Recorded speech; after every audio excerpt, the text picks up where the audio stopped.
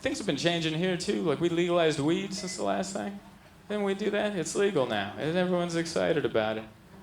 Not in this room, but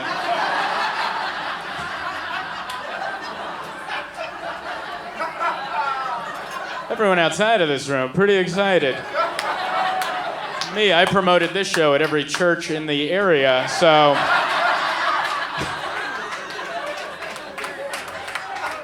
I'm glad, because I feel the same way. Everyone's stoked about it. I feel like I'm the only one not excited about it. I don't, because like smoking weed sometimes, that was the one edgy thing I had in my life, and they legalized it.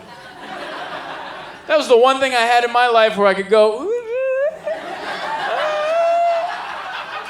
right? I'm edgy. And then they legalized. Now I can't do that. I can't be like, right? They'll just be like, oh, what are you doing? You can blow that smoke in a baby's face now. We don't care. It's legal.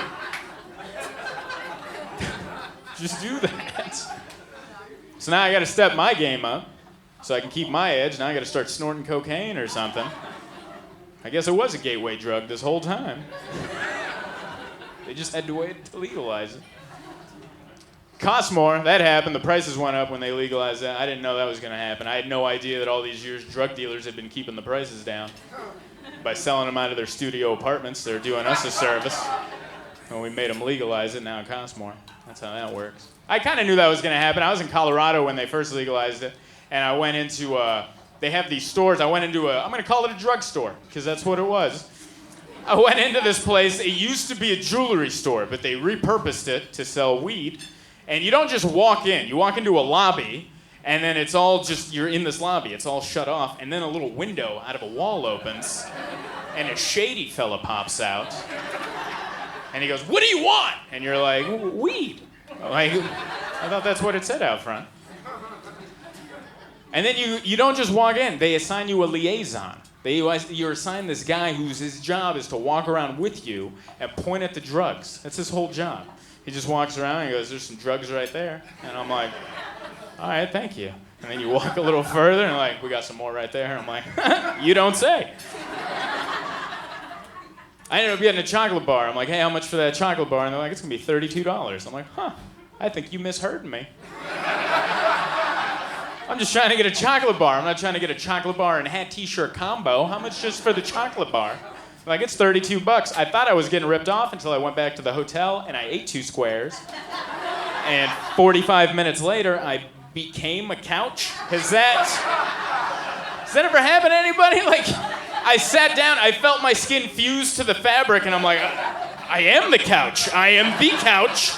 Is this how superheroes become superheroes? Like, Spider-Man got high with a spider, and I picked something stupid to get high with. Now I gotta be Couch Man the rest of my life. No one's gonna be scared of Couch Man.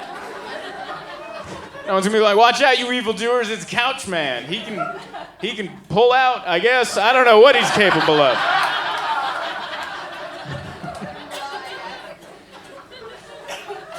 So no. I'm very occasional. It's for sometimes. I don't smoke as much weed as I look like I should. I'll say that. I prefer alcohol. I like alcohol. I like alcohol because I like knowing when it's over. And with alcohol, I can tell. I like knowing that with alcohol, when I'm done eating my Denny's breakfast at 3 in the morning, I can now safely drive home. I like knowing that. But with the weed, I never really know. Like those 2 little chocolates, I spent the final 45 minutes walking around going, is it over? I think it's over. Is it over? Yeah, it's over. It's over. And I saw like a squirrel run up a tree, and I just went, it's not over. There was more in that batch.